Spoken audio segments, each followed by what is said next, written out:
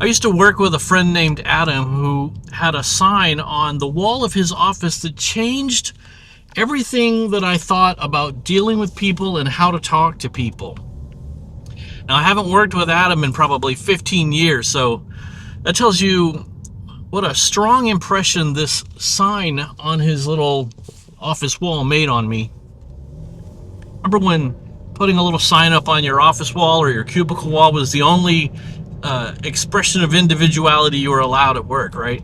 Well, Adam had this sign, and the saying on it said, "People will remember the things you say to them for a little while, but they will remember the way you made them feel forever." Forever. Now, the really cool thing is, fast forward about, 5 or 10 years later, I learned a superpower that we can all have that affects the way that people feel about how we make them feel. Sorry, what am I trying to say? How am I phrasing this improperly? I learned a superpower that allows you to control how you make other people feel, and it's the way you ask a question. If you ask a question, think ahead of time which way you're leading the answer. Are you leading the answer into a positive mindset or a negative mindset, or are you leaving it open? I don't recommend you leave it open because people are pessimistic by nature and they will tend to answer pessimistically and then you're stuck. But you can ask a question in a leading way that leads to a positive way of answering it. Here's an example. Hey, got anything cool happening in your family this year or this month or this week or soon? Hey, are you excited about anything happening at your house or your home lately or soon? Hey, anything cool happening with your kids?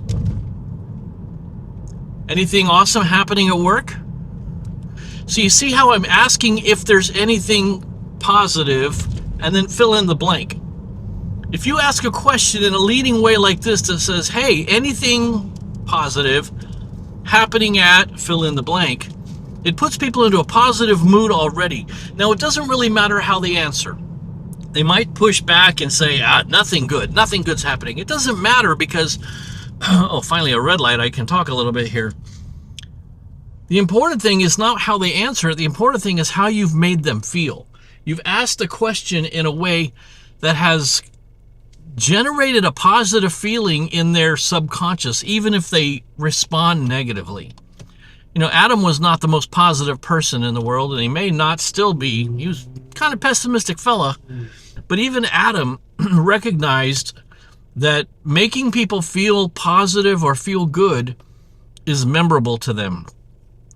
So I want you to try that this week. I want you to ask somebody a question in a way that leads into a positive response or action and answer. Don't worry about it if they don't answer positively. That's not important. What's interesting is that they're going to remember you making them feel good and making them feel positive in some way, subconsciously even. Anyway, as you know, we are slowly transitioning our channel here from escaping the suburbs, which was confusing to some people for some reason, to winning the week. So I want to encourage you to win today and think about how you're going to win tomorrow. Woo, that sun. Think about how you're going to win tomorrow. You put all that together, and before you know it, you've won your entire week. So let's get out there and win the week. Have yourself an awesome time. I look forward. Maybe I'll see you on Wednesday night. I do live streams. We all get together and talk about how we're winning the week. So maybe I'll see you at the live stream. But either way, I hope you have an awesome rest of your week. And I'll see you in the next video. Don't do anything I wouldn't do.